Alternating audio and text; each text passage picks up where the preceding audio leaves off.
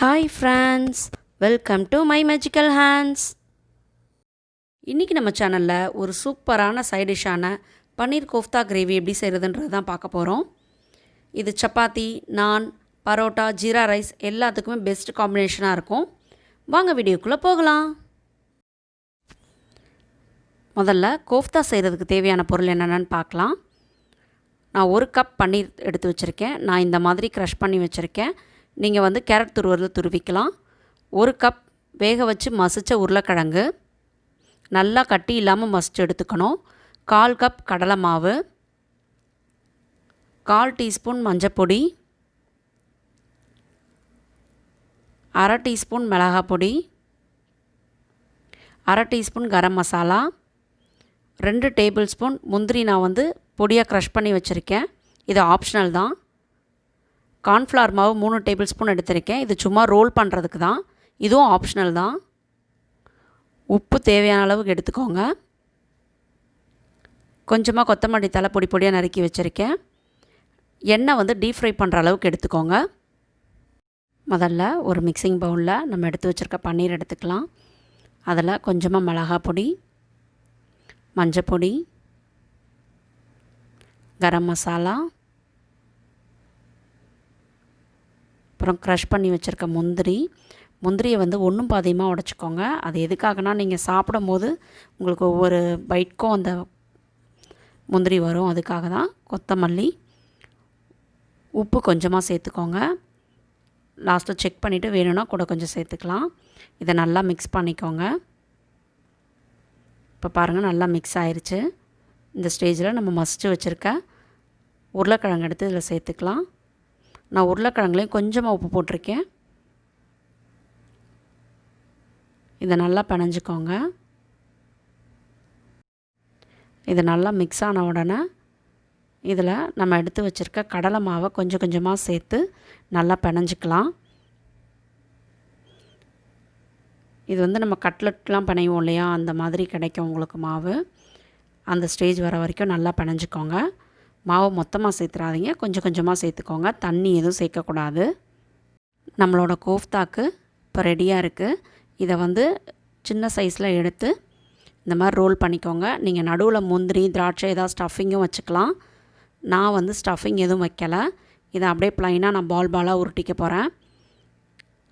நல்லா பால் பண்ணிக்கோங்க. பண்ணிவிட்டு அப்படியே அதை கார்ன்ஃப்ளவர் மாவில் ஒரு கோட்டிங் உருட்டி எடுத்துக்கோங்க. இது ஆப்ஷனல் தான். நீங்கள் போடணுன்ற அவசியம் இல்லை. கார்ன்ஃப்ளவரில் லைட்டாக தூவிட்டு கூட நீங்கள் பண்ணலாம். இது எதுக்காகனா உங்களுக்கு எக்ஸ்ட்ரா கிறிஸ்பினஸ் கொடுக்கும். ப்ளஸ் அந்த கோட்டிங் கொஞ்சம் நல்லா ஸ்ட்ராங்காக இருக்கும். நீங்கள் சீக்கிரமாக கிரேவியில் போட்டுட்டிங்கன்னா கூட கரைஞ்சி போகாது. அதுக்காக தான். நீங்கள் இந்த மாதிரி போடாமல் ப்ளைனாக கூட பண்ணி எடுத்துக்கலாம். நான் இப்போ உங்களுக்கு செய்கிறதுக்காக நான் இந்த பால் கோட்டிங் கொடுத்து காமிக்கிறேன். இது கம்பல்சரி கிடையாது. நம்ம கோஃப்தாக்கு ரெடி பண்ணி வச்சுருக்க எல்லா மிக்சரையுமே இந்த மாதிரி பால் பண்ணி எடுத்துக்கலாம். இப்போ நம்மளோட கோஃப்தாலாம் ஃப்ரை பண்ணுறதுக்கு ரெடியாக இருக்குது. நான் சொன்ன மெஷர்மெண்ட்டில் பண்ணிங்கன்னா உங்களுக்கு ஒரு மீடியம் சைஸ் லெமன் இருக்கு இல்லையா, அந்த சைஸில் ஒரு 14 பால்ஸ் வந்தது எனக்கு. நான் கோஃப்தாவை ஃப்ரை பண்ணுறதுக்கு அடுப்பில் எண்ணெய் வச்சுருக்கேன். இது நல்லா சூடான உடனே இதில் நம்ம எடுத்து வச்சுருக்க கோஃப்தாஸை கொஞ்சம் கொஞ்சமாக போட்டு ஃப்ரை பண்ணி எடுத்துக்கலாம். இது நம்ம போட்ட கார்ன்ஃப்ளவர் தான் இந்த மாதிரி ஒயிட்டாக மேலே வருது. அது ஒன்றும் பிரச்சனை இல்லை. உங்களுக்கு அதிகமாக இருக்க கார்ன்ஃப்ளவர் எல்லாமே எண்ணெயில் கீழே செட்டில் ஆயிரும். நீங்கள் அந்த கார்ன்ஃப்ளவர் போடாமல் கூட ஃப்ரை பண்ணி எடுத்துக்கலாம். நான் இன்றைக்கி ரொம்ப சீக்கிரமாக பண்ணுறனால நான் கார்ன்ஃப்ளவர் போட்டிருக்கேன். இதை நல்லா ஃப்ரை பண்ணி எடுத்து வச்சுக்கலாம். இப்போ பாருங்கள், நல்லா ஃப்ரை ஆயிடுச்சு. இந்த ஸ்டேஜ் வந்தோடனே நம்ம எடுத்துடலாம். எடுத்து எல்லா கோஃப்தாவையும் இதே மாதிரி ஃப்ரை பண்ணி எடுத்து வச்சுக்கோங்க. இப்போ கிரேவி செய்கிறதுக்கு தேவையான பொருள்லாம் என்னென்னு பார்க்கலாம். நான் ஒரு பிரிஞ்சில் எடுத்திருக்கேன், 2 ஏலக்காய், 1 இன்ச் அளவுக்கு பட்டை எடுத்துக்கோங்க, 1 கிராம்பு, 1/2 டீஸ்பூன் சீரகம், 1/2 டீஸ்பூன் சோம்பு, ஒரு பெரிய வெங்காயத்தை நான் பொடி பொடியாக நறுக்கி வச்சுருக்கேன். தக்காளியை வந்து அரைச்சி வச்சுருக்கேன் பேஸ்ட்டாக 2 கப் எடுத்து வச்சுருக்கேன்.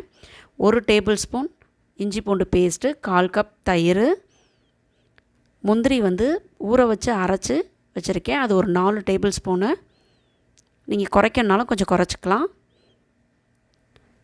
மஞ்சப்பொடி 1/4 டீஸ்பூன், மிளகாப்பொடி 1 டீஸ்பூன், கொரியாண்டர் பொடி 1 table spoon, சீரகப்பொடி 1/2 teaspoon, garam masala 1/2 teaspoon,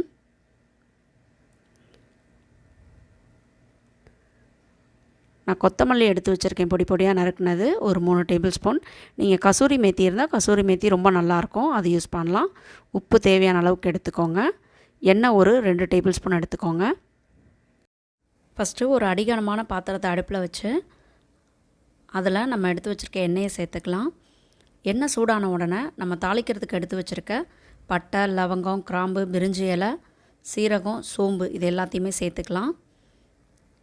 சேர்த்து அது பொரிய ஆரம்பிக்கும் போது அதில் நம்ம பொடி பொடியாக நறுக்கி வச்சுருக்க வெங்காயத்தை சேர்த்து நல்லா வதக்கிக்கலாம். வெங்காயம் நல்லா பச்சை வாசனை போகிற வரைக்கும் வதங்கணும். வெங்காயம் நல்லா வதங்கின உடனே நம்ம எடுத்து வச்சுருக்க இஞ்சி பூண்டு பேஸ்ட்டை சேர்த்துக்கலாம். இஞ்சி பூண்டு பேஸ்ட்டை சேர்த்து நல்லா வதக்கணும், அதோட பச்சை வாசனை போகிற வரைக்கும். இப்போ இதை நல்லா வதக்கிக்கலாம். வெங்காயம் நல்லா வதங்கின உடனே நம்ம அரைச்சி வச்சுருக்க தக்காளி பேஸ்ட்டை சேர்த்துக்கலாம். இதில் தண்ணிலாம் எதுவும் சேர்க்கக்கூடாது. தக்காளி பேஸ்ட் அரைக்கும் போது தக்காளி அப்படியே கட் பண்ணி போட்டு நம்ம பேஸ்ட் அரைச்சி எடுத்துக்கலாம். இதை நல்லா மிக்ஸ் பண்ணி விட்டுட்டு கொஞ்சம் அது கொதிக்க ஆரம்பிக்கட்டும். கொதிக்க ஆரம்பிக்கும் போது ஒரு மூடி போட்டு நல்லா மூடி ஒரு 5லேருந்து 10 நிமிஷம் வரைக்கும் நல்லா கொதிக்க விடுங்க. மீடியம் ஃப்ளேமில் வச்சுக்கோங்க. பாருங்கள், நான் ஒரு 10 நிமிஷம் கழித்து பார்க்குறேன். தண்ணி எல்லாமே நல்லா வற்றிருச்சு. இந்த ஸ்டேஜில் நாம் எடுத்து வச்சுருக்க மஞ்சப்பொடி, மிளகாப்பொடி வந்து நான் இதுக்கு காஷ்மீரி மிளகாப்பொடி சேர்த்துருக்கேன். தனியா பொடி, சீரகப்பொடி, கரம் மசாலாவில் வந்து பாதி சேர்த்துக்கோங்க. மீதியை வந்து லாஸ்ட்டில் சேர்த்துக்கலாம். அப்போ உங்களுக்கு வாசனை நல்லாயிருக்கும். இதையும் நல்லா வதக்கிக்கலாம். இப்போ பாருங்கள், நல்லா எண்ணெய் பிரிய ஆரம்பிக்கும் போது நம்ம எடுத்து வச்சுருக்க தயிரை சேர்த்துக்கலாம். தயிரை சேர்த்து நல்லா வதக்கிக்கோங்க. தயிர் வந்து இது புளிப்பு அவ்வளோவா இல்லாத தயிர். புளிப்பாக இருக்க தயிர்னால் நீங்கள் கம்மியாக சேர்த்துக்கோங்க.